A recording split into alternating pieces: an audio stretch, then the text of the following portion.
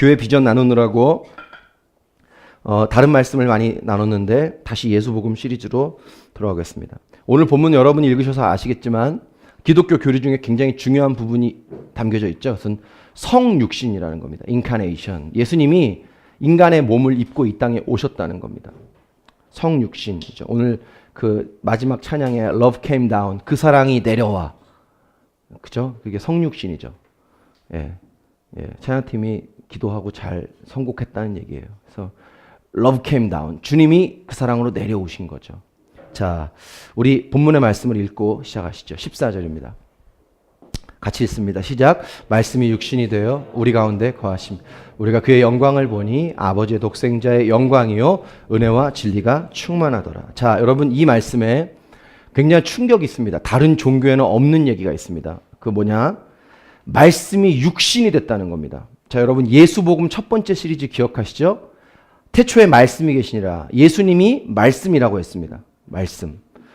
예수님이 말씀이라는 의미를 제가 여러 가지 나눴지만 그중에 이런 얘기를 했습니다. 예수님이 말씀이라는 얘기는 여러분 예수님이 여러분과 대화하길 원하신다는 거예요. 여러분 질문 하나 하겠습니다. 여러분 예수님과 대화하고 계세요? 대화하고 계세요? 여러분 예수님하고 대화 안 하면 죽어요. 우리 죽어요.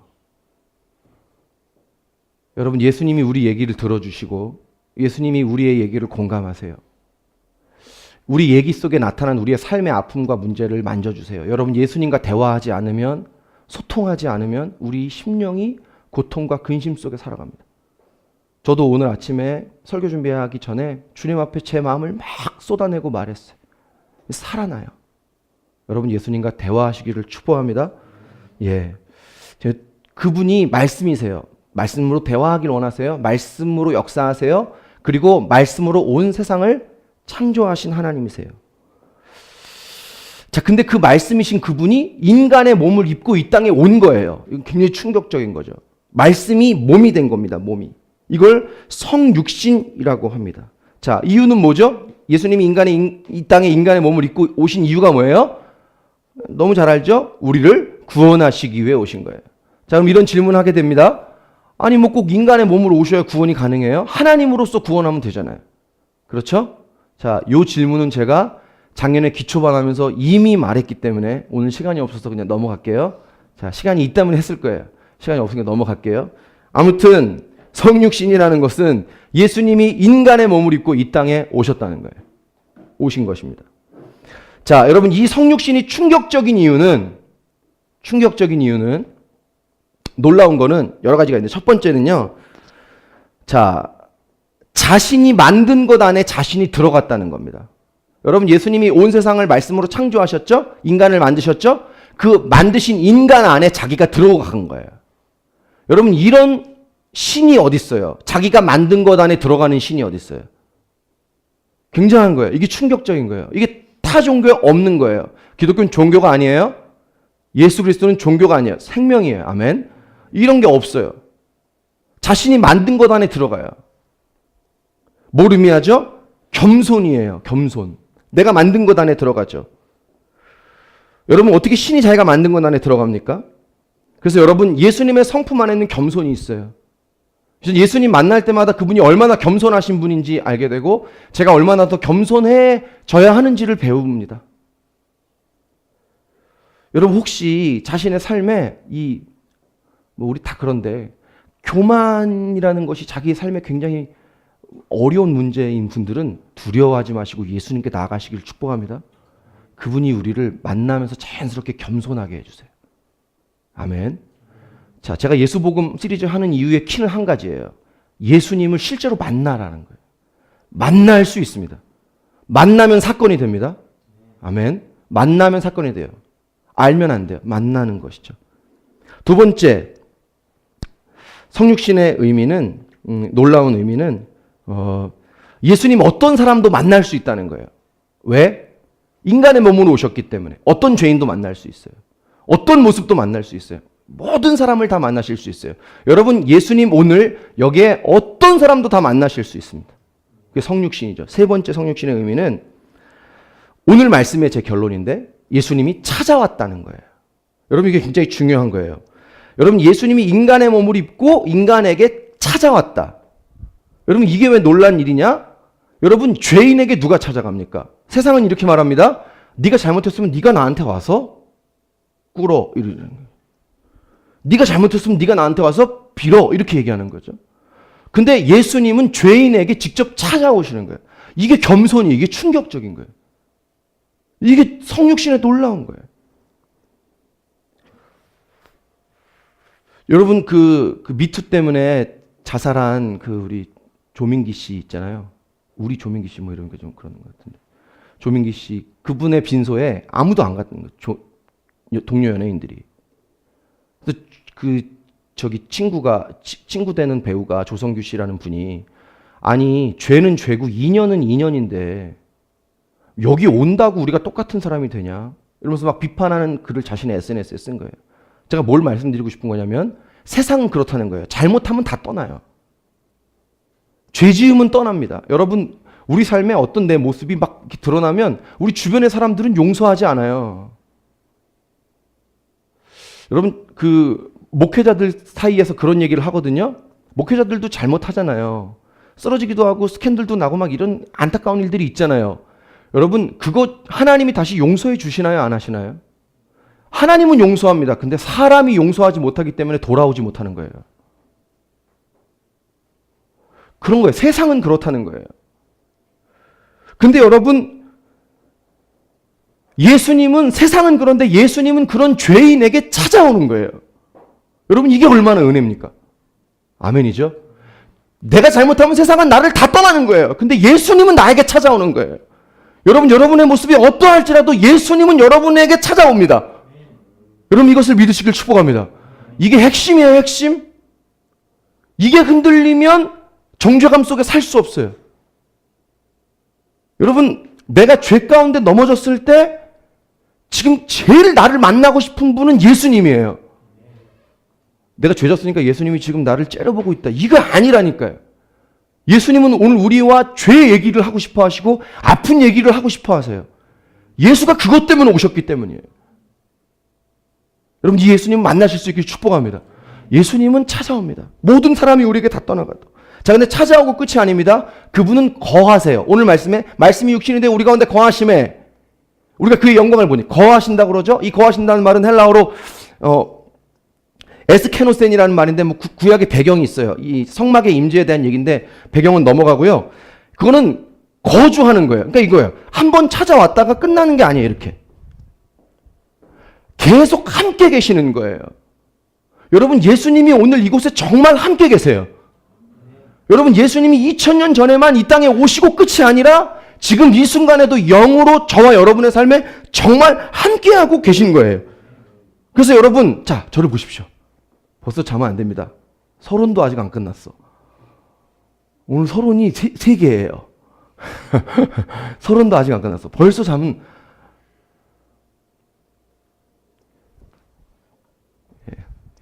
커피는 이제 예배 시간에 못 먹는데 안 졸으려고 먹는 것 같아가지고. 자, 여러분, 부탁합니다. 여러분에게 하루에 10분만 십자가를 묵상하십시오. 하루에 10분만.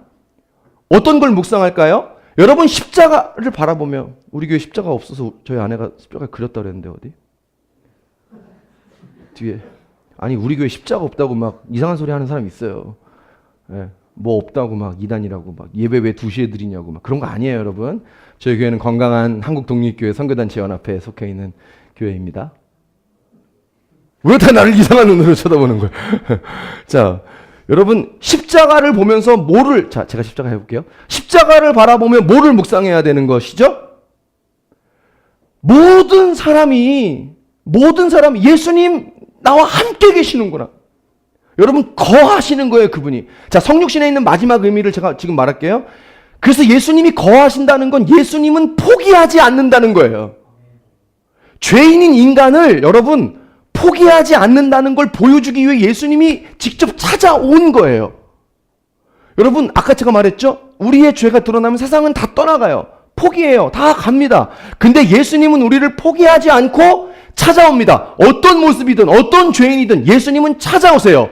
그래서 십자가를 묵상하며 하루에 10분만 여러분이 꼭 묵상해야 될 사건은 얘기는 이거예요. 그 십자가를 바라보며 예수님은 오늘 나를 포기하지 않는다. 어떤 모습에도 어떤 상황에도 예수님은 나를 포기하지 않는다. 이걸 꼭 묵상하세요. 10분만. 특별히 부탁합니다. 여러분의 환경에 너무 지치고 그만하고 싶고 포기하고 싶고 관두고 싶을 때 예수님의 십자가 바라보며 포기하지 않으신, 나를 포기하지 않으신 그 사랑을 묵상하십시오. 그러면 여러분의 영혼에 전혀 새로운 힘이 부어집니다. 자, 한 김에 하나만 더 할게요. 여러분, 하나님이 주시는 힘은 여러분 안에 있는 힘이 아니에요. 우리 안에 힘이 없기 때문에 누가 우리를 구원해 준 거예요. 그게 구원입니다. 인간이 인간 스스로 구원 못하기 때문에 외부에서 누가 우리를 건져준 거예요. 여러분 십자가를 묵상하면 내 안에 있는 힘이 아니라 어떠한 내가 알 수 없는 놀라운 힘이 나를 붙들어 주는 거예요. 아멘. 여러분 그래서 포기하지 마십시오. 물론 죄송합니다. 제가 한쪽 면만 얘기하는 게 아니라 좀 이따 반대를 얘기할 거니까 참아주시길 바랍니다. 본인은 열심히 산다고 생각합니다. 근데 나름이에요. 나름. 자기 기준이에요. 열심히 많이 안 살아요. 자유해요. 이 사람. 근데 너무 자유하니까 주변 사람들을 신경을 잘 안 쓸 경우가 있어요.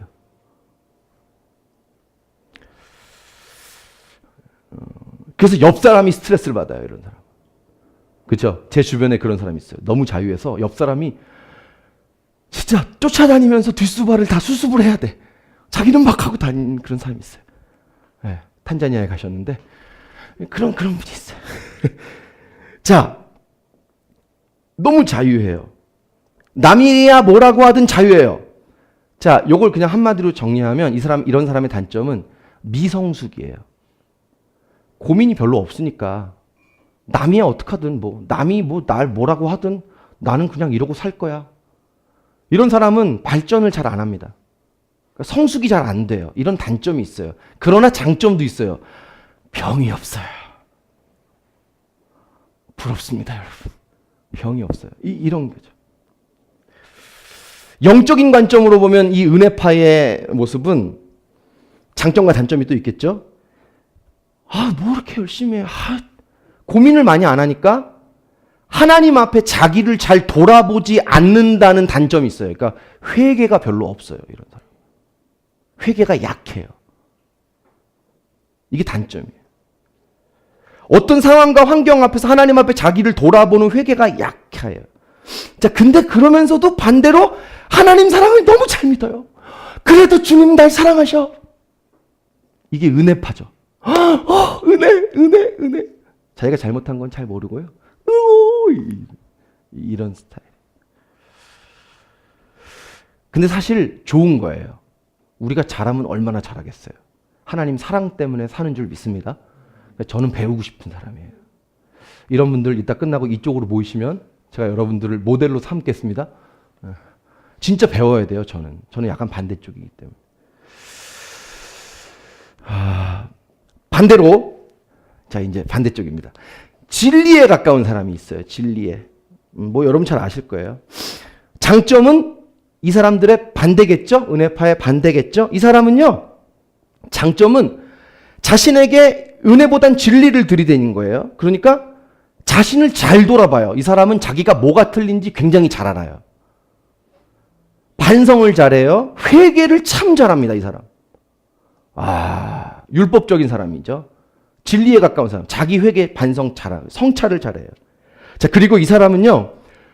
반대예요. 진짜 열심히 살아요. 나 이 정도로는 안 돼. 나 더 열심히 해야 돼. 더 열심히 해야 돼. 멋있죠? 제가 이쪽이거든요. 멋있어요, 이런 사람. 자, 근데 단점은 이런 사람은 때로 자기 자신을 너무 학대해요. 여기 자기 자신을 학대하는 사람이 있어요. 나 부모님께 이렇게 해야 돼. 해야 됩니다. 근데 그걸 자기가 할 수 없는 영역까지 막 학대하는 사람들도 있어요. 학대해요. 자기 자신을 정죄해요. 나 이것밖에 못해. 더 해야 돼. 더 하면 큰일 나. 예, 은혜파가 더 해야 돼요. 진리파는 좀 덜 해야 돼요. 이 사람은 너무 열심히 해. 이게 단점이야. 좀 쉴 필요가 있는데 안 쉬어.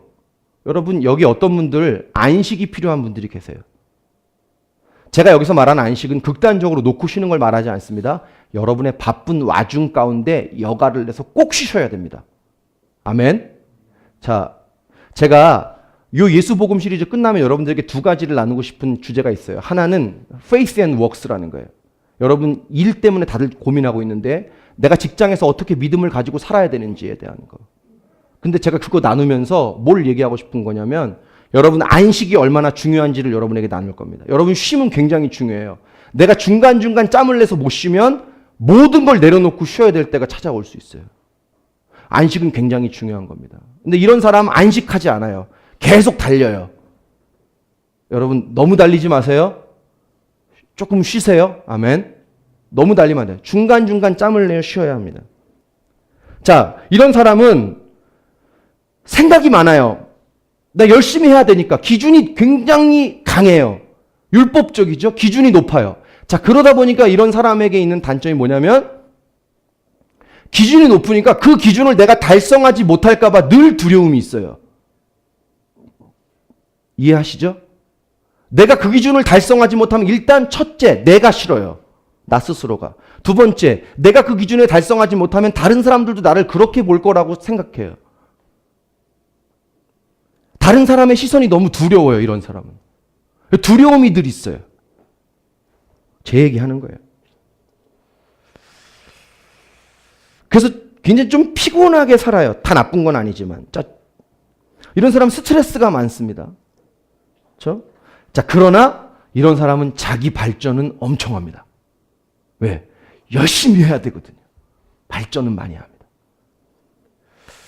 반대편을 배우셔야 되는 거예요. 자, 좀 더 볼까요? 근데 이런 사람의 단점 중에 하나는 남을 많이 판단해요. 이런 거죠. 자기 자신에 대해서 막 평가를 하니까 나 이것밖에 안 돼, 이것밖에 안 돼. 이게 똑같이 남에게도 가요. 남을 판단하고 정죄해요. 그러니까 이런 사람은 사랑보다는 미움이 많습니다. 자기가 어느 쪽에 주로 가까운지 우리가 이렇게 보는 거예요. 이런 사람의 영적인 모습은 어떤 사람에 대해서 저 사람 왜 저래? 이런 판단이 많고요. 하나님을 보면 이렇습니다. 마지막으로. 사랑의 하나님보다는 심판의 하나님, 진리의 하나님이 더 많아요. 이런 사람이 그렇습니다. 하나님은 그때 무섭습니다. 이런 사람은. 아까 은혜 파는 하나님이 어때요? 어때요? 사랑의 하나님. 부러워요. 부러워요. 부럽습니다. 진심으로. 자, 근데 이게 섞여 있기도 합니다. 제가 양쪽을 다 얘기 드렸어요. 섞여 있습니다. 자신에게는 관대해요. 남에게는 진리를 들이대거나. 자신에게는 채찍질을 해요. 근데 남에게는 굉장히 관대하거나.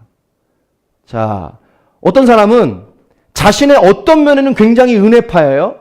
근데 자신의 어떤 면은 굉장히 진리파예요. 어떤 사람은 자신의 육신적인 모습에 대해서는 굉장히 절제, 진리를 강요해요. 근데 영적인 모습에서는 하나님 앞에 그렇게 타이트하지 않아요. 자유하게 살아요. 이게 섞여 있어요. 우리 개인의 모습에도. 결론은 이겁니다. 여러분, 내가 은혜판지 진리판지 축복합니다. 모두 맞는 건 없어요. 모두 틀리지 않았어요. 여러분 틀리지 않았습니다. 여러분 틀리지 않았어요. 다 한쪽에 있을 뿐이에요. 근데 주의해야 될 것은 뭐냐면 가끔 우리가 내 쪽으로 확 치우칠 때가 있다는 거예요. 여러분이 진리인 거 괜찮아요. 때로 남 미웃고 정죄하는 거 좋은 거 아니지만 그런 성향이에요, 우리는. 여러분이 은혜파 좋아요. 스트레스 안 받고 괜찮습니다. 근데 문제는 가끔 그런 내 성향에서 확 가버리는 거예요. 옆으로 확 가요. 가령 진리파인 사람은 확 가면 남에게 진리를 너무 들이대요. 막 정죄해. 저렇게 산다고. 이 확 가는 거예요. 자기에게 하면 자기를 막 정죄해요. 열등감에 빠져요. 진리파. 반대로 은혜파는 너무 가면 어떻게 되죠?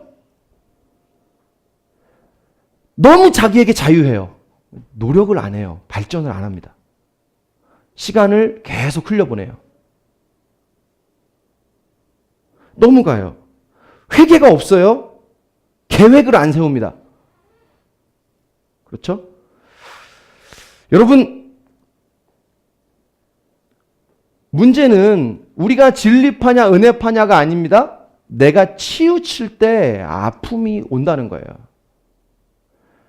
자, 여호수아에게 하나님 말씀하십니다. 너는 강하고 담대하라. 내가 내게 준 그 말씀을 가지고 좌로나 우로나 뭐라고요? 치우치지 말라고 말합니다. 치우치는 게 힘든 거예요. 여러분, 저와 여러분의 삶에 치우칠 때 아픔이 옵니다. 여러분, 남을 정죄하다가 갈등이 오는 거죠. 내 속에 미움이 가득 차서 아픈 것이죠. 내가 너무 자유하게 살다가 하나님 앞에서 자신을 돌아보고 살지 않다가 고난을 만나는 것이죠. 그런 거예요. 치우칠 때가 그렇습니다. 여러분, 우리 삶을 살펴보면 이 균형이 맞지 않아서 오는 삶이 아픔이 상당수라는 거예요. 성품의 문제, 내면의 문제 다 그런 것이죠. 저도 그래요. 치우쳐서 아픈 거예요. 근데 이게 여러분 살면 살수록 힘든 문제죠. 그렇죠? 살면 살수록 그래요. 자, 근데 보세요. 세상 사람들 중에는 이 균형이 맞는 사람이 아무도 없어요. 다 치우쳐 있죠. 어떤 사람은 관계 중심적이고 어떤 사람은 굉장히 이성적이고 합리적이에요. 치우쳐 있어요. 저는 율법적인 사람이라고 말씀드렸죠. 주님 많이 은혜 주셔서 많이 변했는데도 아직도 그것이 나와요. 여러분, 이 세상에는 균형이 맞는 사람이 없습니다. 이것 때문에 다 고통해요. 자, 결론은 이거예요. 여러분, 이 세상에 있는 모든 사람은 이 은혜와 진리의 균형에서 시소가 균형이 안 맞아서 아픈 거예요.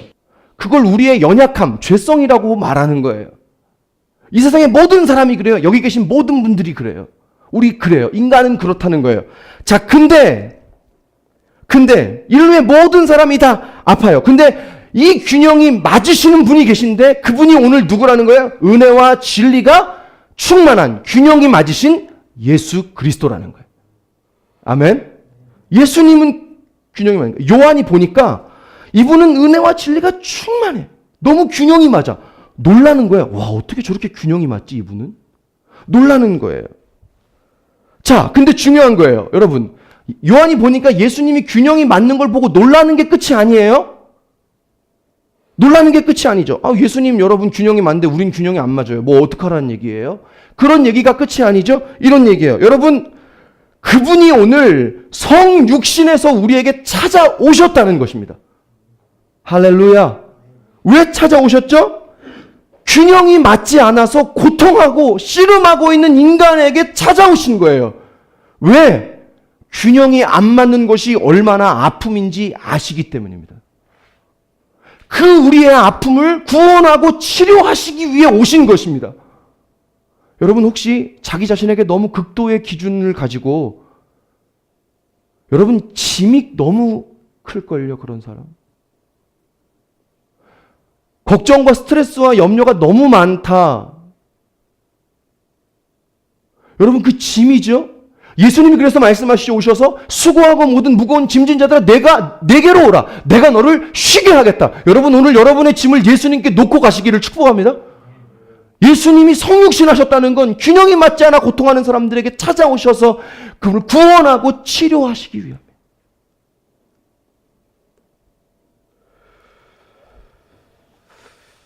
저는 그 진리가 강한 사람이라고 제가 말씀드렸는데 성격도 그렇고요. 전공도 그렇고요. 가르치는 사람이다 보니까 또 그렇기도 해요. 자, 근데 여러분 혹시 저를 아시는지 모르겠는데 저는 진리가 굉장히 강합니다. 어떤 때는. 강단에서는 굉장히 강하게 얘기할 때가 있죠. 자, 근데 여러분 저는 되게 물을 때가 있어요. 너무 물러요. 전 섞여 있다는 거예요. 1대1로 만나서 얘기할 때는 얘기를 못할 때가 많아요, 저는.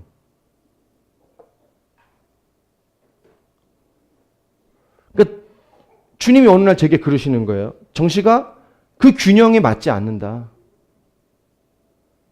제가 어떤 때는 앞에서 외친 것만큼은 아니지만 어떤 때는 조금 더 무르지 않게 누군가에게 얘기하고 얘기해 줘야 될 필요가 있는데 그걸 못하는 거죠. 그걸 못해서 온 결과들을 제가 봅니다. 회개를 많이 했어요.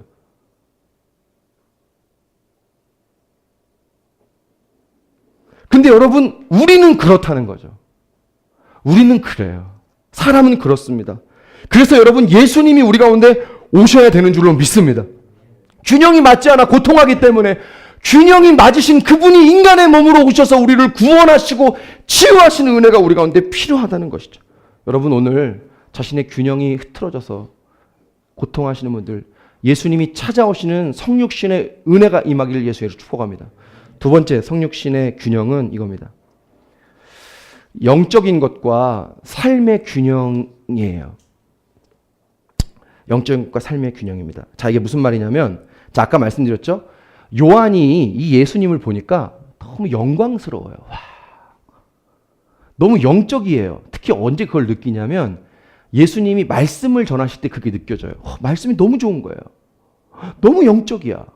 자, 근데 요한이 놀란 게 또 있어요. 말씀이 너무 은혜스럽고 영적인 그 신령함이 느껴지는 예수님을 보는데 요한이 또 놀란 게 뭐냐면 예수님의 삶을 보니까 너무 놀래요. 왜? 이런 겁니다. 말씀을 가르친 대로 본인이 그렇게 사시는 거예요. 여러분, 이게 얼마나 어려워요? 내가 말씀 전한 대로 저는 못합니다. 저는 못해요. 하려고 무던하게 노력하지만 저는 안 돼요. 자기가 말한 대로 사는 게 쉽지 않죠. 근데 예수님은 당신이 말한 대로 사시는 거예요. 너무 이게 놀라운 거예요. 말씀만 감동이 있는 게 아니라 말씀과 삶이 일치하는 거예요. 여러분, 진리라는 말을 제가 아까 알레세이아라고 그랬죠? 그 알레세이아라는 말은 진리라는 말도 있지만 보세요. 이런 말도 있어요. 실제. 뭘 의미할까요? 그분의 영적인 것과 그분의 실제의 삶이 똑같아요. 와, 이런 분이 있어요.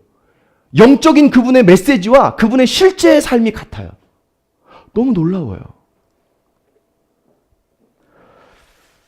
제가 개인적으로 제일 도전이 되고 제가 제일 찔리고 제가 제일 죄송하고 제가 제일 배우고 닮아가고 싶은 부분이 이거예요.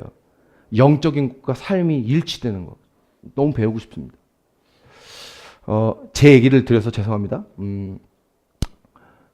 이해를 위해서 드리는 거예요. 양해해 주시기 바랍니다. 목회자로 제일 어려운 일은 설교예요. 근데 여러분, 이 텍스트를 준비하는 거는 그렇게 어렵지 않습니다. 좀 공부를 하면 되고 머리를 쓰면 돼요. 텍스트는 어렵지 않아요. 근데 설교가 왜 어렵냐면요. 설교가 제 삶이 되어야 하는 거예요. 이게 되게 어려워요. 설교가 제 삶이 되려는 노력이 없이 여러분들 앞에서 설교를 하면 저는 이렇게 생각합니다. 그거는 목회자로서 위선이에요. 저는 완벽하게 말씀대로는 못 살아요. 그러나 몸부림을 해야죠. 그 말씀이 이 말씀을 여러분들에게 전하기 전에 그 말씀을 가지고 내가 혼자 씨름하고 스트러블하고 괴로워서 막 뒹굴고 그게 어려워요. 그게 참 힘들어요. 왜 그러냐면 말씀에 제 삶이 조금이라도 가깝게 가고 싶은 거예요. 그게 어렵습니다.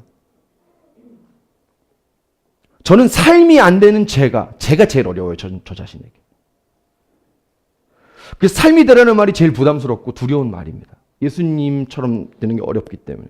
근데 여러분, 우리가 이것과 싸워야 하는 줄 믿습니다. 싸워야 합니다. 자, 여러분들은 저처럼 말씀을 전하시는 분들은 아니죠? 그렇죠? 그럼 여러분들은 뭐와 싸우셔야 될까요? 여러분들은 어떠한 영적인 것과 실제의 균형이 맞으셔야 될까요? 제가 오늘 그 얘기 하나 하고 마치려고 합니다. 그건 예배와 삶의 균형입니다. 예배와 삶의 균형. 여러분, 우리가 예배에서 말씀을 듣고 그렇게 살기로 결단했다면 우리가 완벽하진 않지만 그 결단을 가지고 싸워야 하는 것이죠. 내 삶에서. 근데 그렇게 안 사라지죠. 우리 인간은. 그래서 몸부림하죠. 자, 잘 들어보세요. 그 몸부림이 예배예요, 여러분. 자, 이게 굉장히 중요합니다. 어테인션. 자, 굉장히 중요해요. 여러분, 예배는 우리가 지금 여기서 드리는, 자, 사도신경으로 신앙을 고백하겠습니다. 전능하사 천지를 만드신 하나님 아버지를, 자, 이런 거는 우리가 형식에 따라 드리는 제의적인 예배예요. 그렇죠? 이 예배 중요하죠. 아멘. 굉장히 중요합니다. 자, 근데 내가 삶에서 드리는 예배, 내 삶에서 드리는 예배는 삶에서 내가 말씀 보고 큐티하는 그걸 얘기하는 게 아니에요. 예배에서 결단한 걸 가지고 삶에서 그렇게 살아요. 싸워요. 몸부림쳐요. 그 삶의 몸부림이 예배라고 말씀하시는 거예요. 예배는 두 가지예요, 여러분. 여기서 여러분이 드리시는 예배와 여러분의 삶으로 가셔서 이 예배 드리는 것 내용을 가지고 여러분이 치열하게, 죄송합니다, 피 터지게 피 흘리기까지 싸우는 거예요. 그게 예배예요. 제가 아주 예전에 드렸던 예죠. 다리 떠는 어떤 사람이 자기 다리 떠는 걸 안 떨고 싶어서 내가 한 번만 더 다리 떨면 내 허벅지에다가 칼을 박겠다고. 근데 떨었을까요? 안 떨었을까요? 떨었으니까 제가 이 얘기를 하겠죠? 떨었어요. 그래서 어떻게 했을까요? 정말 찔렀어요. 그 사람 다시는 다리 떨었을까요? 안 떨었을까요? 이유는 모르겠어요. 그런 거죠. 오늘 칼을 준비하지 마시길 바랍니다. 그런 얘기, 아주 극단적인 얘기죠. 그렇게 싸운 거죠. 자, 로마서 12장 1절 2절의 말씀을 볼까요? 로마서 12장 1절 2절. 같이 읽겠습니다. 자, 시작. 그러므로 형제들아, 너희 몸을 하나님이 기뻐하시는 거룩한 산 제사, 이는 너희가 드릴 영적 예배. 자, 2절. 너희는 이 세대를 본받지 말고 오직 마음을 새롭게 함으로 변화를 받아 하나님의 선하시고 기뻐하시고 온전하신 뜻이 무엇인지 분별하도록 하라. 자, 바울은 이렇게 말합니다. 보십시오. 너희가 드릴 진짜 영적인 예배가 있다. 그건 교회 안에서 드리는 예배가 아니다. 그거는 너희가 너희 삶에서 이 세대를 본받지 말고 이 세대 사람들이 사는 것처럼 똑같이 하고 똑같이 되고 싶고 그것으로 하지 말고 마음의 변화를 받아서 하나님의 기뻐하신 뜻이 무엇인지 분별해서 그렇게 사는 것이 너희가 드릴 리얼 진짜 예배다. 영적 예배다. 이렇게 얘기하는 겁니다. 제단 안에서만 드리는 예배가 아니라는 거죠. 이 시대를 본받지 않는 것. 포스트 모던 시대죠. 제가 요 예수복음 시리즈하고 그 다음 여러분에게 나누고 싶은 거예요. 이 세대 따르지 아니한. 그래서 여러분 진짜 예배는 이 예배를 마치고 여러분이 저 문을 열고 나가실 때, 아니 공동체 모임 하시고 축도하고 예배 저 문을 열고 나가시고 요 건물에서 나가시는 순간부터 예배가 시작되는 것이죠. 여러분 예배 시작되는 거예요. 예배 끝나고 집에 가는 게 아니라 예배가 시작되는 거예요. 진짜 예배가 시작되는 거예요. 여러분이 이제 여기서 하나님 앞에 하셨던 그 결단과 그것을 가지고 여러분의 삶에서 그렇게 살겠다고 하는 삶의 영적 예배, 로마서 12장 1절 2절의 예배가 여러분의 삶에 시작되는 줄 믿습니다. 예배 끝나고 가는 게 아니에요. 새로운 예배는 시작이다. 그래서 우리 예배 마칠 때 그렇게 하고 가면 좋겠어요. 자, 예배 끝났어요. 주님께 영광의 박수. 이게 아니라 여러분 예배 시작했어요. 이제 이렇게 가야 되는 거예요. 그게 맞는 것이죠. 여러분 진짜 예배는 그때 드려지는 거예요. 이게 균형이에요. 예배 안에서 내가 드렸던 그 예배 안에서의 결단과 내가 그렇게 하겠다고 하는 그것이 삶으로 이어지는 영적인 것과 내 삶의 알레세이아, 실제가 균형이 맞는 것이죠. 이게 영적인 것과 삶의 균형이라고 말하고 있는 것이에요. 자, 근데 예배는 거룩하게 드려요, 우리가. 근데 예배가 마치고 세상에 나가서는 예배 드렸던 모습과는 전혀 달라요. 막 육두문자 날립니다. 막 이씨, 진짜 가끔 열받으면 욕한다는 크리스찬들을 제가 주변에서 많이 봅니다. 네, 있어요. 일주일 동안 열심히 세상에서 살다가 교회 와요. 또 배운 건 있어요. 우리가 또 주님의 보혈로 덮습니다. 우리를 막 진짜 주님이 보혈로 덮어주시겠죠? 막 덮어요. 내가 세상에서 이미 지을 죄까지 다 용서하시는 주님, 막 이러면서 아는 건 또 굉장히 많아요, 우리가.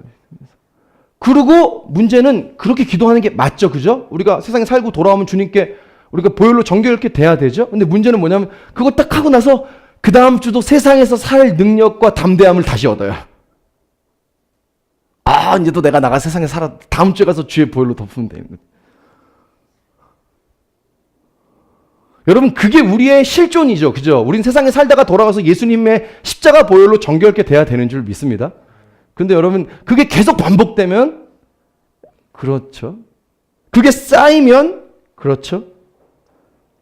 그럼 균형이 없는 거예요. 근데 여러분 균형이 없는 정도가 아니라 보십시오. 이게 얼마나 중요한 건지. 균형이 없는 정도가 아니라 삶이 뒷받침되지 않는 예배는 하나님이 받으시지 않는다는 거예요. 하나님이 예배 못 받으십니다. 여러분 우리 삶이 뒷받침되지 않고 제의적인 예배에 참여했다면 하나님이 예배를 받으시지 못합니다. 여러분 창세기 4장에 보면 인류의 첫 번째 예배가 나옵니다. 가인과 아벨의 예배죠. 여러분 우리가 잘 알아요. 가인의 예배는 하나님 받습니까? 안 받습니까? 안 받습니다. 아벨의 예배는 동생의 예배는 받죠? 받으십니다. 여러분 우리가 가인의 예배는 안 받고 아벨의 예배는 받으시는 하나님의 그 이유를 우리가 어떻게 배웠죠? 이렇게 배웠습니다. 구약의 모든 제사는 피제사인데 아벨은 양으로 제사를 드려서 피가 생겼고 예수님의 피를 상징하는 거고 가인은 농산물로 드려서 하나님이 안 받았다는 거예요. 피제사 때문이라는 거예요. 죄송합니다. 싸구려 해석이에요. 잘못된 거예요.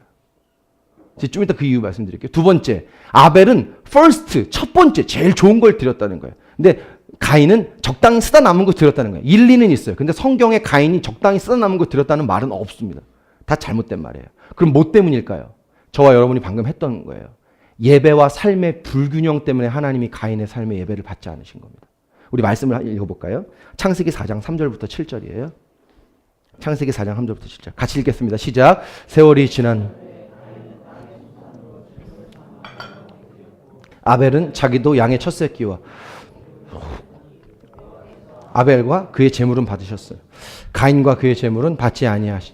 가인이 몹시 분하여 안색이 변하니 여호와께서 가인에게 이르시되 내가 분하여 하면 어찌 됨이뇨 안색이 변하면 어찌 됨이냐 내가 선을 행하면 어찌 낯을 들지 못하겠느냐 선을 행하지 아니하면 죄가 문 앞에 엎드려 있느니라 죄가 너를 원하나 너는 죄를 다스릴지냐. 자, 저를 보시죠. 하나님이 가인의 예배를 안 받았어요. 그랬더니 가인이 얼굴이 변했어요. 이씨 막 이런 거예요. 안색이 변한 거예요. 하나님 찾아옵니다. 너 왜 안색이 변하니? 여러분 하나님이 여기 찾아왔다는 거는 가인이 화내서 열받아서 찾아오신 게 아닙니다. 가인에게 뭐가 문제인지 가르쳐주고 싶으셨던 거예요. 찾아오셨어요. 찾아오십니다. 그러면서 하나님이 이렇게 말씀합니다. 내가 7절 보여주실래요? 내가 선을 행하면 어찌 낯을 들지 못하겠냐. 무슨 말일까요? 이런 말이에요. 가인, 너는 너의 삶에서 선을 행하고 살지 않았다는 겁니다. 죄대로 살다가 죄된 모습으로 그냥 왔다는 거예요. 하나님이 이게 가인의 예배를 받지 않으신 이유예요. 예배와 삶의 불균형이에요. 자, 다른 변증을 해볼게요. 자, 여러분, 아벨의 제물은 뭐였죠? 양이었죠, 양. 여러분, 양은 귀한 겁니까? 안 귀한 겁니까?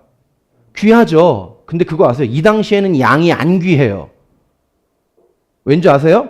여러분, 인간이 고기를 먹은 거는 노아 홍수 이후에요. 홍수 이후에 고기 먹으라고 하나님 명령하셨어요. 그 전에는 다 웰빙, 채소만 먹었습니다. 그러니까 이때는 노아 홍수 전이니까 양고기를 먹었을까요? 안 먹었을까요? 안 먹었습니다. 안 먹었다는 얘기는 아벨의 제물은 값어치가 있는 제물이에요? 값어치가 없는 제물이에요? 값어치가 없는 거예요. 떨어지는 거예요. 우리가 볼 때는 고기가 좋아 보이지만 하나님 당시의 문화로 볼 때는 아벨의 제물은 굉장히 싸구려예요. 그런 얘기죠. 하나님이 아벨의 제물이 좋아서 예배 받으신 게 아니에요, 여러분. 여러분이 헌금을 많이 하면 하나님이 예배를 받으시고 헌금 적게 하면 하나님이 예배를 안 받으시는 하나님이 아닌 것을 믿으시죠? 재물 때문에 하나님이 가인의 예배는 안 받고 아벨의 예물은 받아. 농작물은 야 그거 뭐 야 쌀 좀 갖다 줬다고 뭐 하나님이 그런 게 아니라는 거예요. 재물 때문이 아닙니다. 이런 거죠. 아벨은 당시에는 먹지 않는 고기, 가치 없는 재물을 갖고 왔지만 하나님이 아벨은 너무 예쁜 거예요. 뭐가 예쁠까요? 얘가 재물 때문이 아니라 자기 삶에서 내 말씀대로 살려고 치열하게 몸부림하고 오니까 걔는 그냥 너무 이쁜 거예요. 걔가 죄도 짓고 실패도 하겠죠. 완벽을 말하는 건 아닌 거 아시죠? 그러나 몸부림하고 살고 오기 때문에 예쁜 거죠. 그러나 가인의 농산물은 귀한 겁니다. 그러나 그의 삶이 죄를 행하고 죄대로 살다가 오니까 예배와 삶의 균형이 맞지 않으니까 하나님이 예배를 받지 않으시는 거예요. 여러분 도전할게요. 하나님이 오늘 우리의 예배를 받으실 수 있습니까?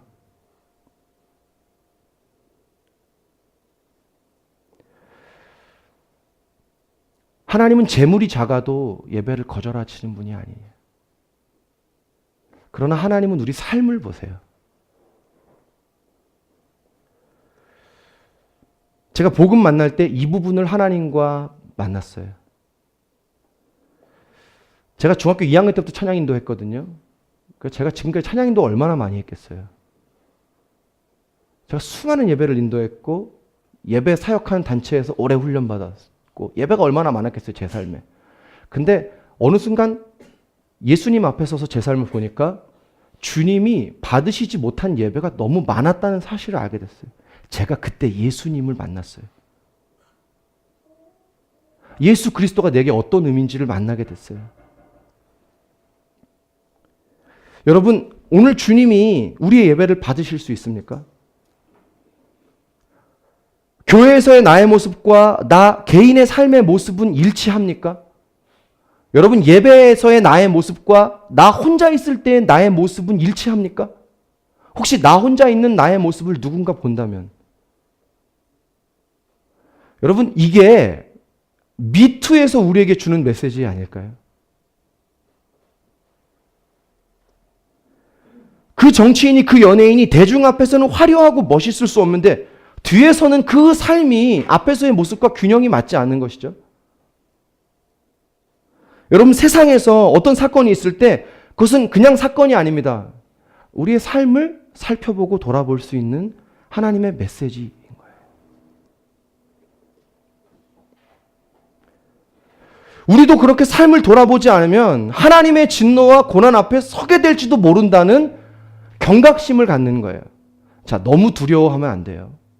그러나 경각심을 갖는 거예요. 이런 영적 긴장이 우리에게 필요합니다. 하나님은 우리의 죄를 집착하시는 분이 아닙니다.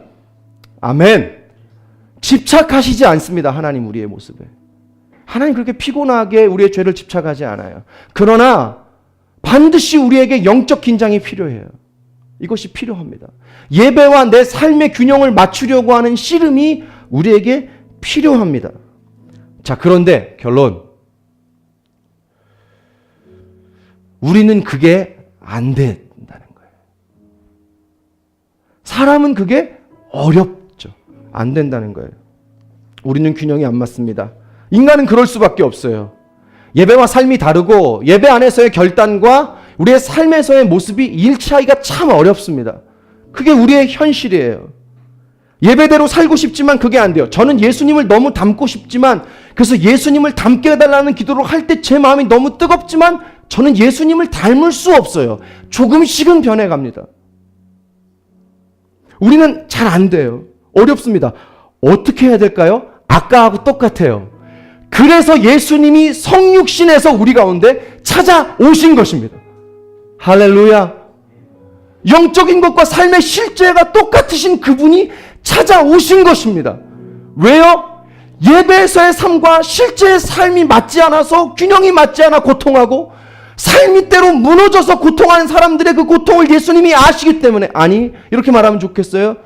그것이 인간의 실존이라는 걸 예수님이 아시고 포기하지 아니하시고 거절하지 아니하시고 예수님이 우리 가운데 찾아오시는 것이죠. 왜? 우리를 치료해 주시기 위해, 우리를 구원해 주시기 위해, 우리를 변화시켜 주시기 위해, 우리를 만져주시기 위해 그분이 찾아오신 거예요.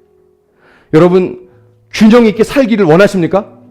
여러분, 균형 있게 살기를 원하세요? 예배와 삶의 균형이 맞기 원하세요? 여러분, 간단합니다. 균형이 안 맞아지는 우리를 찾아오신 예수님의 사랑을 만나면 우리의 삶의 균형이 맺혀져요.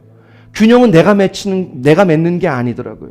균형은 우리의 삶에 내가 맺는 것이 아니라 우리의 삶에 찾아오시는 예수님의 성육신을 만날 때 우리의 삶의 균형이 맞는 줄 믿습니다. 전 이 기도를 정말 많이 합니다. 주님, 제가 또 이렇게 치우칩니다. 제 삶이 예배가 되지 않습니다. 주님, 한 번도 거절하지 아니하시고 찾아오십니다. 불쌍히 여겨주십니다.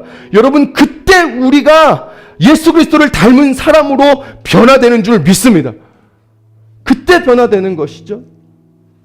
우리가 변하려고 해서 되는 게 아니라 우리에게 찾아오신 그분의 은혜를 만날 때, 은혜가 키예요.